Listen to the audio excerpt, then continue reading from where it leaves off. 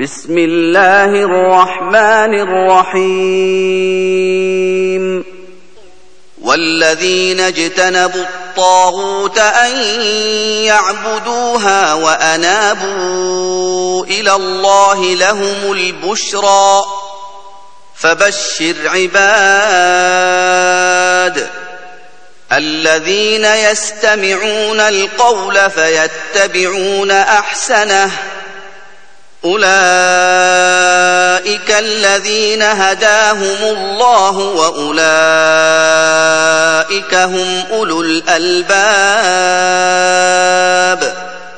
أفمن حق عليه كلمة العذاب أفأنت تنقذ من في النار لكن الذين اتقوا ربهم لهم غرف من فوقها غرف مبنية تجري من تحتها الأنهار وعد الله لا يخلف الله الميعاد.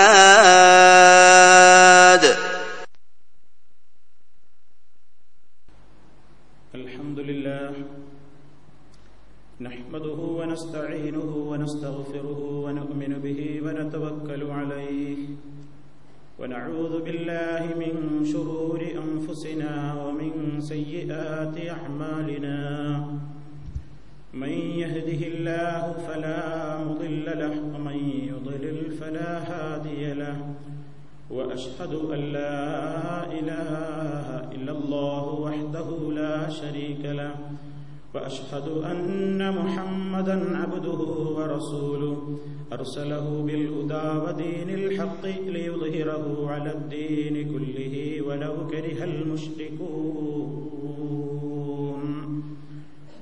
اللهم صل على محمد وعلى آل محمد كما صليت على إبراهيم وعلى آل إبراهيم إنك حميد مجيد. اللهم بارك على محمد وعلى آل محمد كما باركت على إبراهيم وعلى آل إبراهيم إنك حميد مجيد. أما بعد فإن خير الكلام كلام الله وخير الهدي هدي محمد صلى الله عليه وسلم وشر الأمور محدثاتها وكل محدثة بدعة وكل بدعة ضلالة. يا أيها الذين آمنوا اتقوا الله حق تقاته ولا تموتن إلا وأنتم مسلمون. يا أيها الناس اتقوا ربكم الذي خلقكم من نفس واحدة وخلق منها زوجها وبث منهما رجالا كثيرا ونساء واتقوا الله الذي تساءلون به والأرحام إن الله كان عليكم رقيبا. يا أيها الذين آمنوا اتقوا الله وقولوا قولا سديدا يصلح لكم أعمالكم ويغفر لكم ذنوبكم ومن يطع الله ورسوله فقد فاز فوزا عظيما. أعوذ بالله من الشيطان الرجيم. يا أيها الذين آمنوا قوا أنفسكم وأهليكم نارا وقودها الناس والحجارة عليها ملائكة غلاظ شداد لا يعصون الله ما أمرهم ويفعلون ما يؤمرون.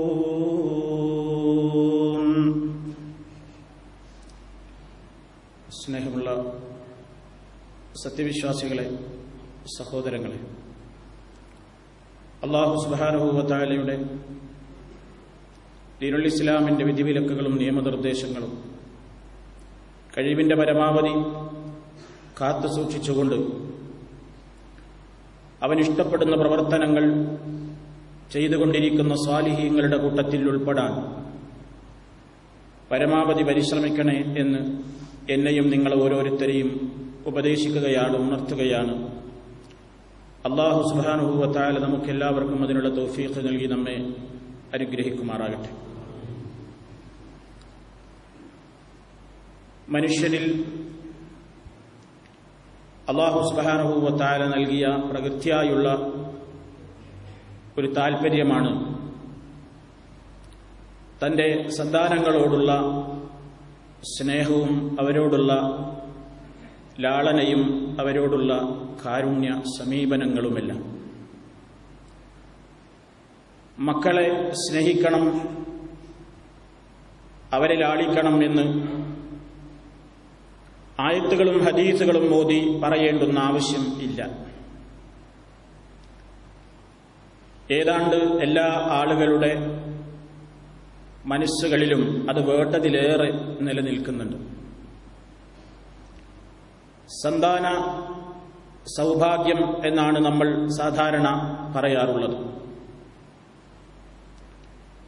എന്നാൽ അത് പലപ്പോഴും ദൗർഭാഗ്യവും ആയി പോകാറുണ്ട്. അത് അള്ളാഹുവിന്റെ പരീക്ഷണമാണ്. സന്താനവും സമ്പത്തും എന്നൊക്കെ പറയുന്നത് അള്ളാഹു നൽകും, നൽകാതിരിക്കും. രണ്ടും അള്ളാഹുവിന്റെ പരീക്ഷണമാണ്. ഇന്നമാ അംവാലുക്കും വ ഔലാദുക്കും ഫിത്ന എന്നാണ് അള്ളാഹു പറയുന്നത്. നിങ്ങളുടെ സമ്പത്തും നിങ്ങളുടെ സന്താനങ്ങളും പരീക്ഷണമാണ്. സമ്പത്തും സന്താനങ്ങളും പരീക്ഷണം എന്ന് വരുമ്പോൾ ഈ രണ്ട് കാര്യങ്ങളിലും രണ്ട് നിലക്കും പരീക്ഷണം ഉണ്ടാകാറുണ്ട്. സമ്പത്ത് നൽകി അള്ളാഹു പരീക്ഷിക്കാറുണ്ട്. ഇയാൾ എന്താ അതുകൊണ്ട് ചെയ്യുന്നത്?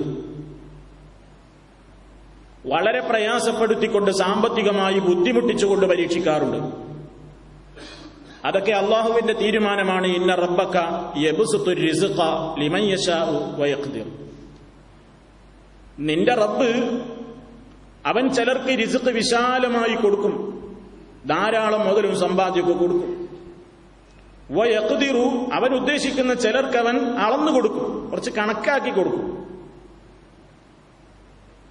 അപ്പൊ നൽകിക്കൊണ്ടും നൽകാതെയും ധനത്തിന്റെ വിഷയത്തിൽ അള്ളാഹു പരീക്ഷിക്കും പോലെ മക്കളെ വിഷയത്തിലും ഇതേ പരീക്ഷണമുണ്ടാകും. ചിലർക്ക് അള്ളാഹു മക്കളെ ധാരാളം കൊടുത്തു പരീക്ഷിക്കും, ചിലർക്ക് തീരെ കൊടുക്കാതെയും പരീക്ഷിക്കും.